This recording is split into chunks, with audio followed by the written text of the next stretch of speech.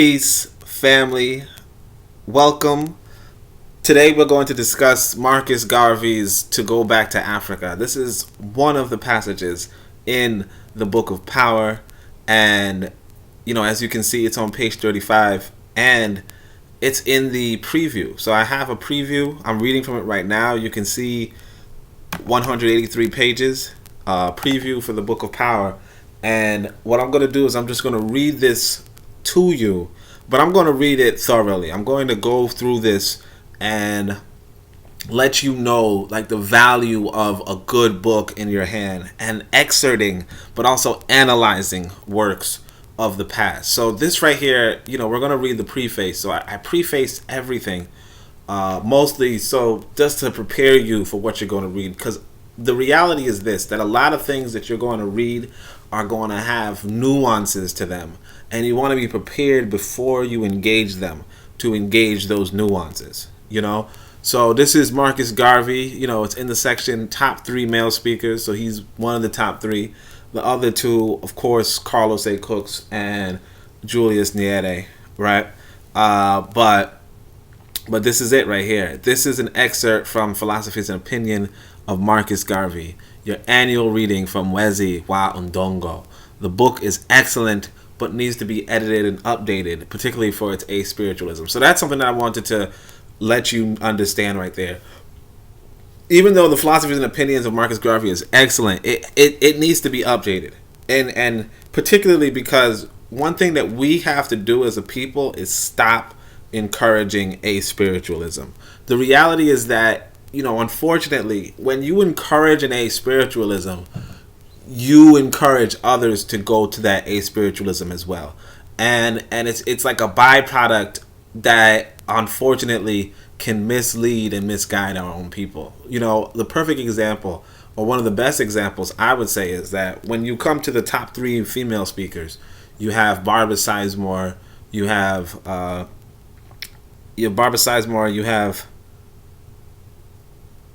let me go back. The top 3 male speakers would be Marcus Garvey, Julius Nyerere, and Maurice Bishop. I was going by who you could actually listen to, because these are the people that you can actually listen to. You can pick up and listen to Marcus Garvey. You can't really pick up and listen to Carlos A. Cooks. But going back to the female speakers, when you want to listen to them, you have Barbara Sizemore, you have Afian, and you have Sister Soldier. And the thing about Sister Soldier is that, obviously she was inspired by Malcolm X, who was himself an excellent speaker. But, Malcolm X, what he did was he was promoting Islam. And in promoting Islam, so did Sister Soldier. And that's right there is why I say that we need to update and edit, the works of our past. Because when you promote these kind of things, you,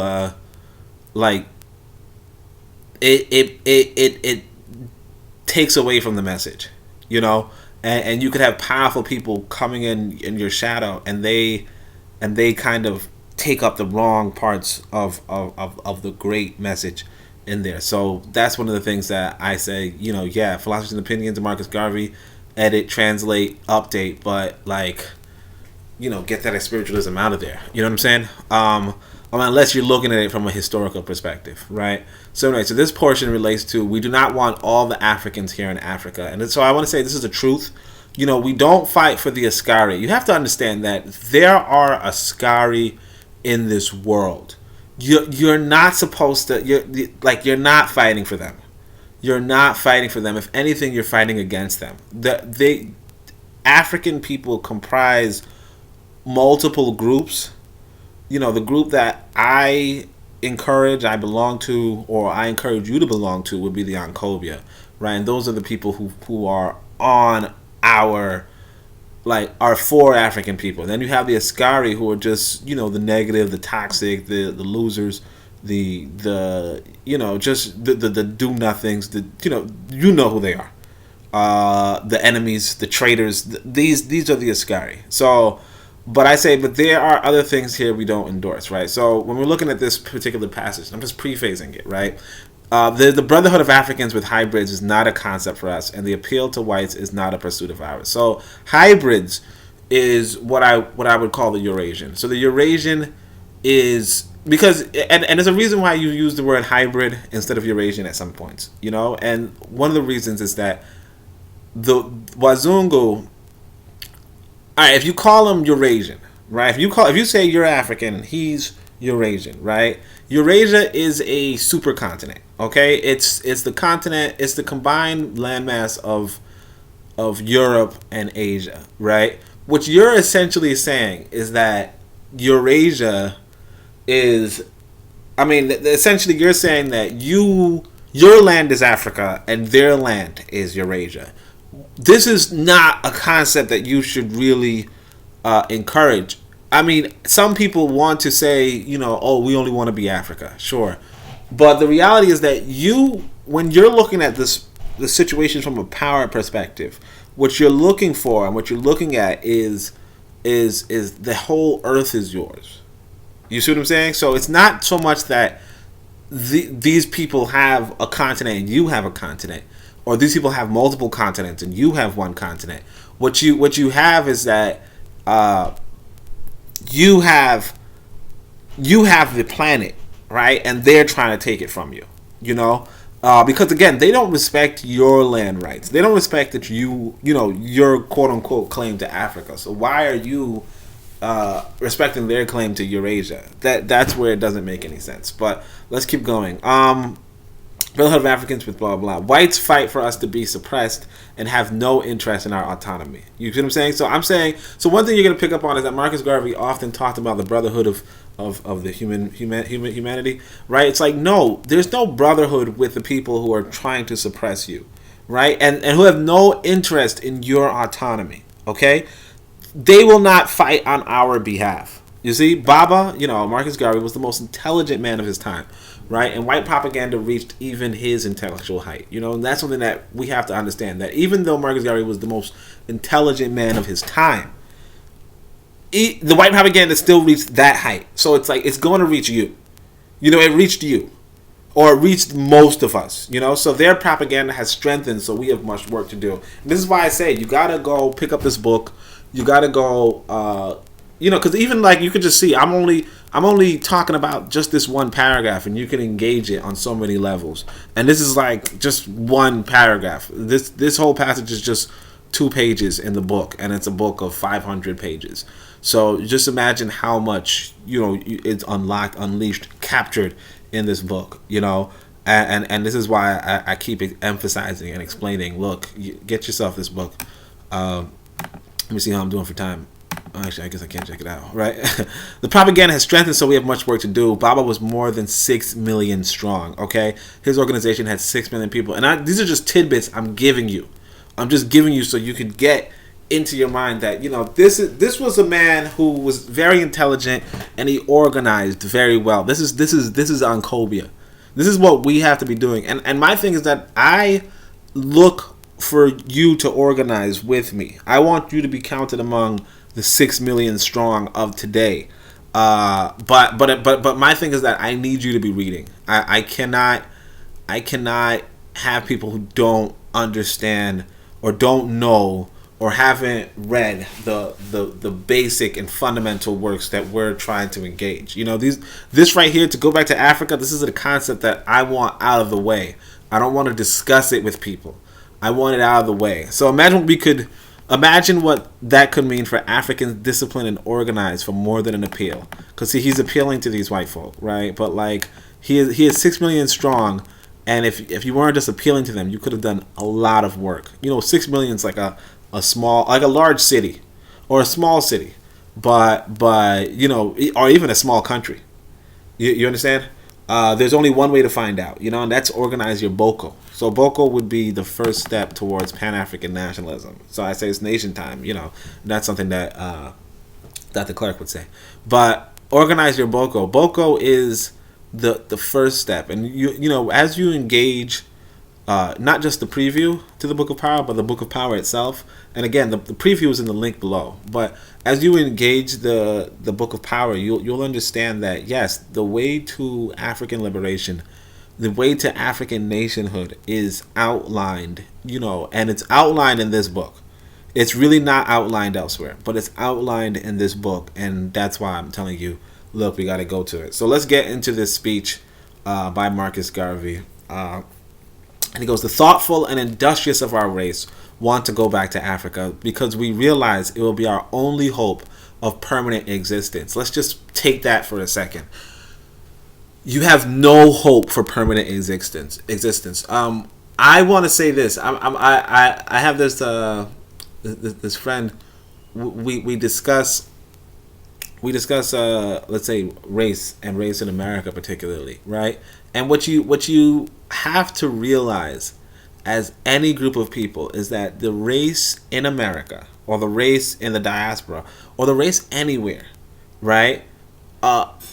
Particularly that's far and separated from the continent of Africa, will slowly but surely stop being what they were once upon a time. You understand? So the race in America, right? The black race in America will slowly but surely like go the way of how you say the Southeast Indian, you know, if that's a term that you understand, like the Indian of the subcontinent. You know, the Indian of the subcontinent could have been considered an African diaspora once upon a time, right? Now, of course, there's a lot of I would reason there's a lot of mixing there as well, but the reality is that, you know, when you are a population and you're settled and you're separated from the larger population, and particularly you have to understand that this mixing thing is almost a necessity. At some point when you become a minority, it's a necessity. You understand what I'm saying? You might not understand it in the like here's why I'm interested in writing a book on mathematics to get to these points. But the question is this: if you were in mathematics, what you want to do is you want to just go for the smallest, like the most basic example, right? So the most basic example is this: if you're a black person, right? You're a black person in a white society, okay? If you're a black individual in a white community, right? There's no way for you to not have, if you have a child, there's no way for you to not have a mixed child unless you get out of that community. You understand? So if you're going by, and you could say, hey, well, look, that's just if I was just an individual, right? But even if you were a community, the reality is that over time, you become so outnumbered that, save for like incest, I guess, right? You cannot find a black partner. You know, or it's just that there's just not going to be enough for you. You get what I'm saying? Like if you have, like you could go into a bigger example. You say there's 1,000 black people or 1,000 eligible black people, right? And then the trouble is that, yeah, okay, if 500 men, 500 women, and they pair with each other, that's fine. But it gets to the point where, okay, those children, what about them? And over time, essentially, you there's no way to, like, you're going to be outnumbered, and you're going to be outnumbered in such a way that there's going to be people who don't have like a black partner. And as long as there are people who don't have a black partner, as soon as that happens, like, the integrity of your racial group is going to fade. And that integrity of the racial group in America already faded a long time ago. You know, so what we're doing is we're dealing with the ramifications of that fading of that integrity. And of course, you know, I mean, some people would disagree with this, but what I would say is that in order to get that, reestablish that integrity, you know, Africans need to get out of the diaspora. Well, particularly get out of white majority diaspora, i.e. America. You know, like, sure, if you go to the Caribbean islands, you know, you might whatever, but if you're staying in like a white majority, you know, what happens is that your progeny is as far as your bloodline, your racial group is concerned, is not guaranteed a permanent existence. So here Garvey says we cannot all go in a day or year, 10 or 20 years. It will take time under the rules of modern economics to entirely or largely depopulate a country of a people who have been its residents for centuries, but we feel that with proper help for 50 years, the problem can be solved. Now, of course, Marcus Garvey, I think I put down, I guess I didn't put that, in other parts of this book, I put down the year that he wrote this. The point is that 50 years passed and we have not moved on this. You know, so what does he say? He says, we do not want all the Africans here in Africa.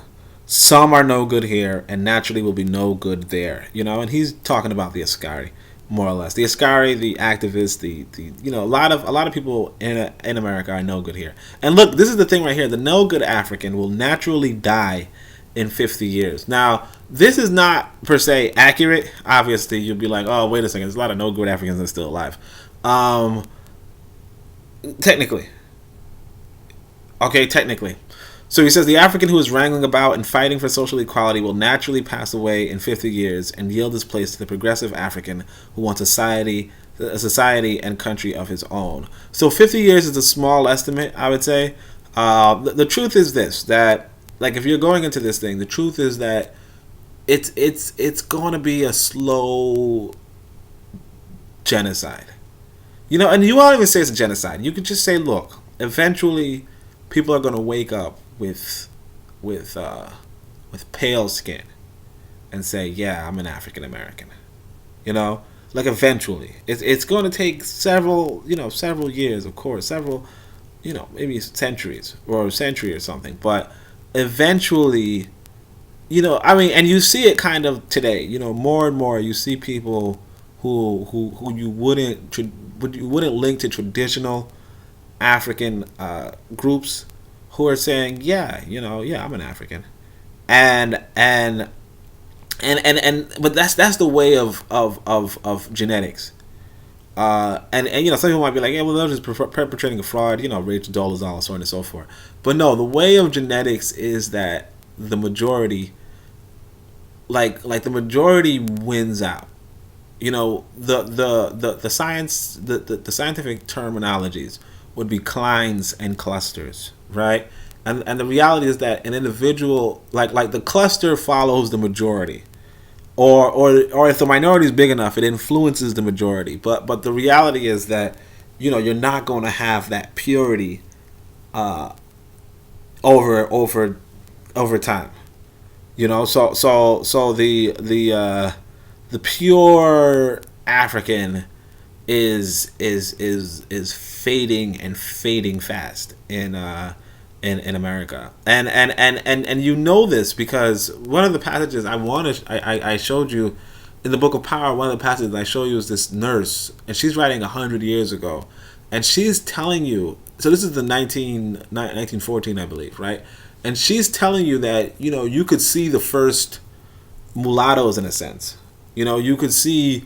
And you could see the fading of the African phenotype. So she describes to you what the phenotype is, in Africa. I don't know if I have this in the preview. That's why I'm not really going to look at it. But let me see. I think she has the word sable in it. No. Okay. Let's see. Go back to. Yeah.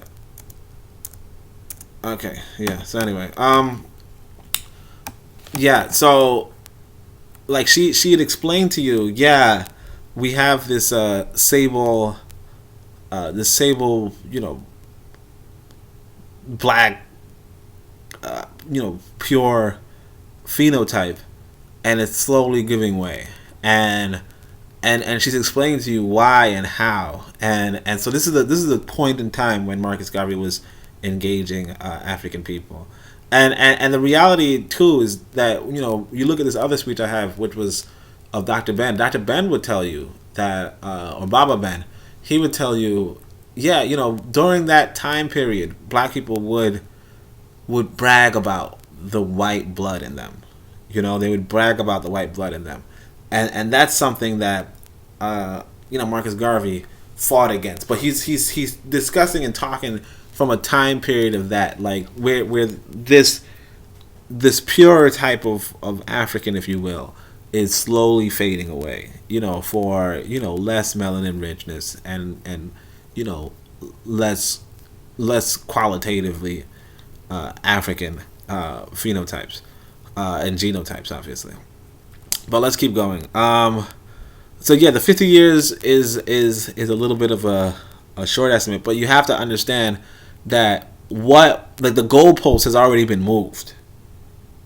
You understand? Like what we were calling African then, what we were calling, let's say, mixed or colored back then, we're calling African now. So the goalposts already moved, and I mean, obviously, like it's not the hugest deal in the world. The point being, though, is that seeing like it, you have to understand from a scientific standpoint. Yeah, I'm not trying to cough. I know some of y'all listening for that Rona, but from a scientific standpoint, what you have is a fading. So let's go back to this. It says Africans are divided into two groups: the industrious and adventurous, and the lazy and dependent. Right? Yeah, I'm gonna cough. Okay, but it's not the Rona. All right. It's that 5G, right? Nah, not 5G. All right. So the industrious and adventurous believe that whatsoever others have done, it can do. Okay. So let me just go back to this lazy independent. So I should tell you, yeah, there are a lot of people who fit this bill of lazy and dependent, and it's like these are not worthwhile individuals. I want you to understand, industrious and adventurous.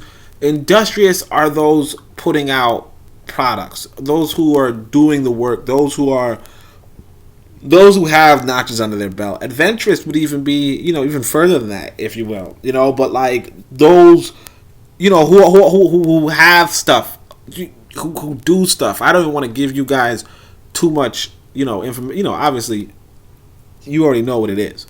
But then there's the lazy independent, those who have no record. But they just move their mouths, kind of thing, like they're like, like in the comment section or in your emails or something, like just being losers or something. But yeah, this there are two groups, and so like the industrious and adventurous believe that whatsoever others have done, it can do. And the Universal Negro Improvement Association belongs to this group. So you find us working 6 million strong to the goal of an independent nationality. That's what you want. And who will not help? Only the mean and despicable, who never to himself had said, "This is my own, my native land." Africa is a legitimate, moral, and righteous home of all Africans. And now that the time is coming for all to assemble under their own vine and fig tree, we feel it is our duty to arouse every African to a consciousness of himself. So this is a very important point, but it's this right here. This is something that you have to understand too. Africa is the legitimate, moral, and righteous home of all Africans. The reality is this, right? Like I said, you want to go to this world paradigm. You want to go to the paradigm of, the world is your heritage. You are like the human, if you will. You are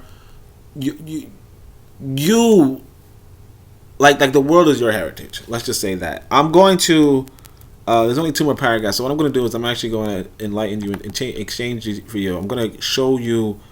I'm going to play a freaking ad. I used to do that back in the day. So we're going to do an ad, and it's an enjoyable ad, and you're going to like it. Let's go. Wait, hold on a second. Oh, it's not the right ad. I don't want the right ad.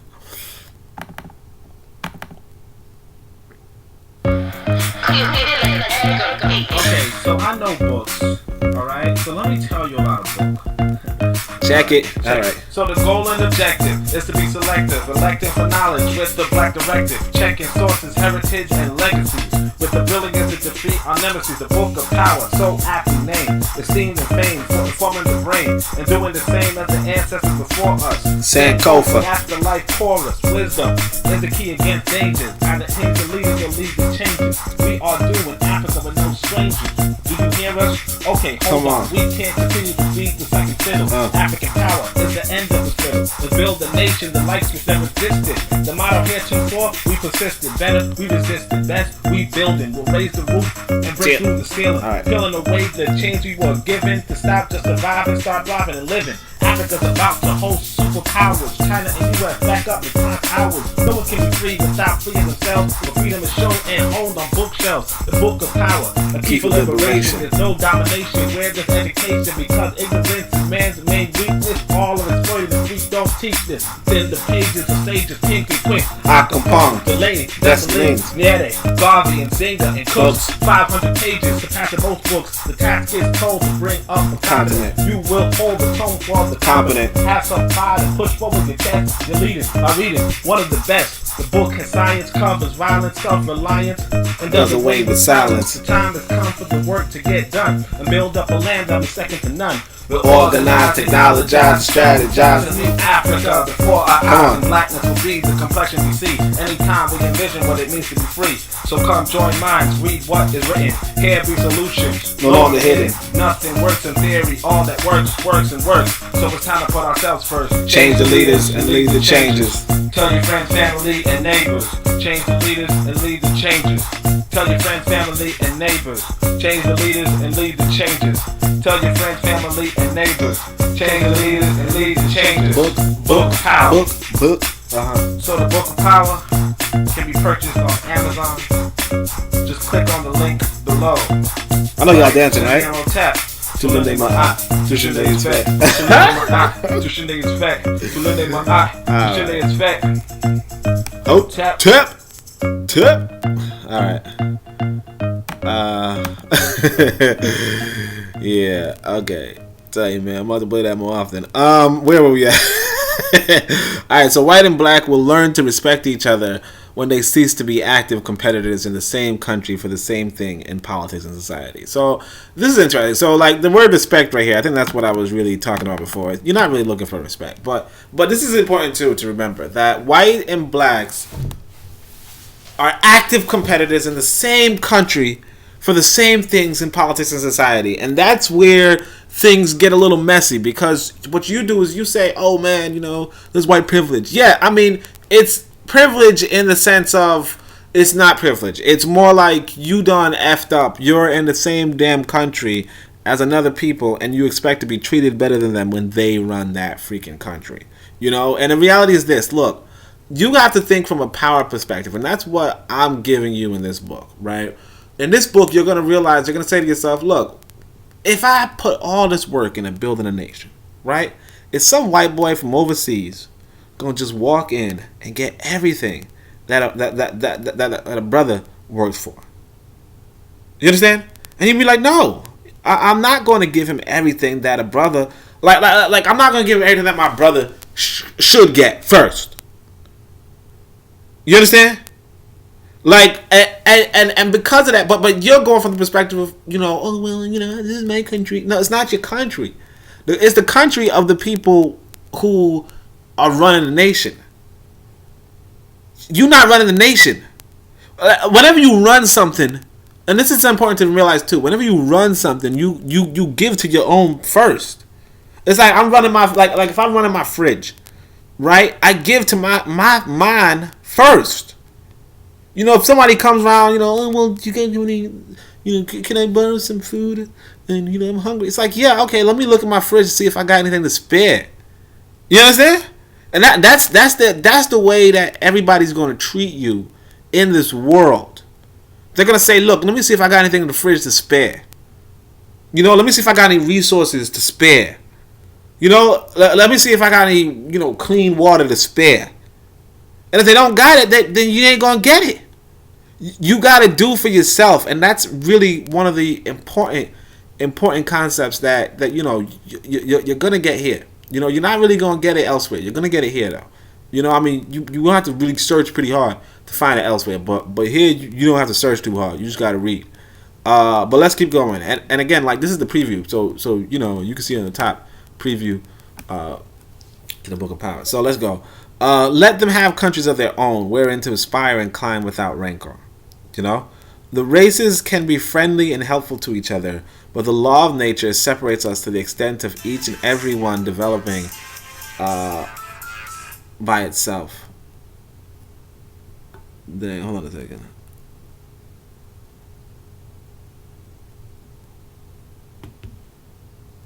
Hold on a second. Yeah, all right. So I'm gonna turn off that thing. All right. The race can be friendly and helpful to each other, but the law of nature separate us to the extent of each and every one developing by itself. You know, we want an atmosphere all our own. We would like to govern and rule ourselves and not be encumbered and restrained. We feel now just as the white race would feel if they were governed and ruled by the Chinese. And see, this is so prescient, you know. But he's saying, look, we feel how we would feel if the white man, if he was ruled by the Chinese. Like, look at this. Look how white people are responding to what's called lockdown, and look how black folk are responding. You know, white folk are saying, white folk are saying, no, you ain't gonna keep us. You ain't gonna keep us from doing commerce. You ain't gonna keep us blah blah blah blah blah. And black folk, particularly you know in the West, they're just like whatever. I mean, I'll stay home. You know, and this is the kind of attitude that you. And I'm not saying, you know, don't stay home. Obviously, you know, I mean, there's nothing really wrong with it. I mean, I think the white people doing that is kind of like moronic, to be honest. But in a larger scheme of things, right? You know, fight first, ask questions later.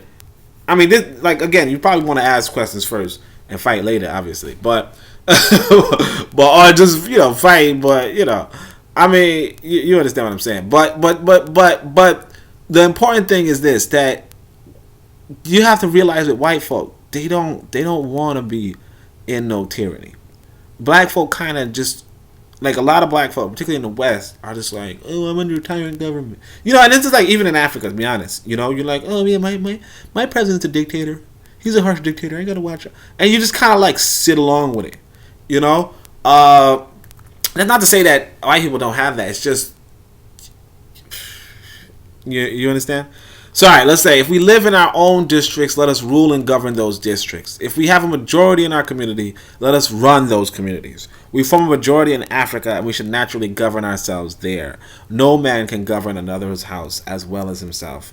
Let us have fair play. Let us have justice.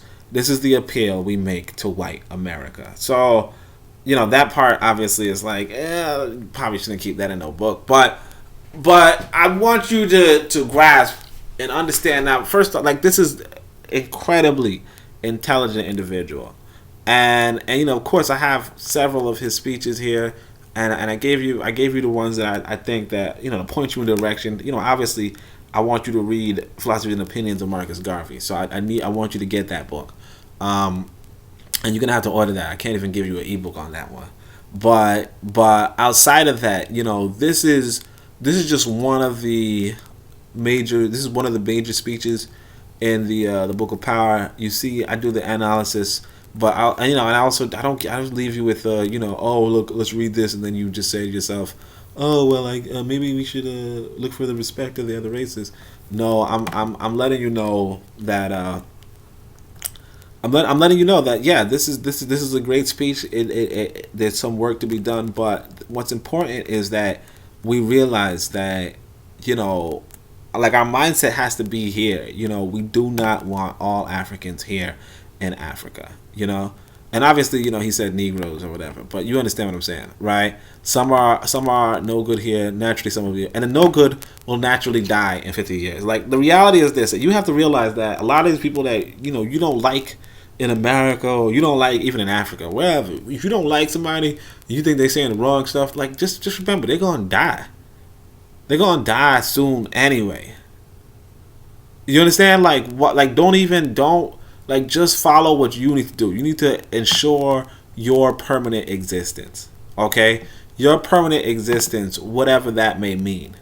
You know, and and it might not even be like, it might not even be your particular genetic material. Like, you might be like, you know what, I ain't gonna have no kids, right? I ain't gonna have no kids, and that's fine, you know.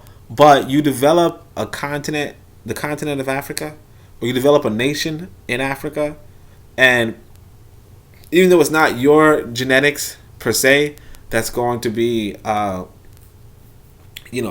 benefiting directly, like, because we are all African people. The reality is that, though, like, the Africans who benefit from a powerful nation, that's going to benefit you, notwithstanding. It's going to be indirect. It's going to be, because like you said, if you don't have no kids, okay, really, you'd be like, who gives about the future, right? But, like, you as an ancestor, you will be an ancestor. You will be, you will have a medium for this planet. You will have, and it's not necessarily your direct descendant, but your relation, like your relatives will benefit, and you could even come back in that sense. So definitely, I mean, and it's important to realize that you can come back. Particularly understanding that your genetics can repeat. Give or take. So definitely, I hope you enjoyed that reading, and I hope you continue to engage this reading. You can engage the preview on the bottom, or you can get the book. The book is very affordable, and for what it's like, for 500 pages, and for what it, like, the research that's put into it, it's a bargain, and you can, like, you can really transform and like become a part of something much bigger, more active, and more wonderful. By the way, don't forget to join the Discord. We have a Discord, and that link's gonna be below too. But thank you so much for listening. Thank you for engaging. Make sure you share the that song that I just played. That ad. Ooh, it's fire, right? All right. But otherwise, thank you so much for engaging me, and I'll hear from you another day, another time. Shemi Amotep.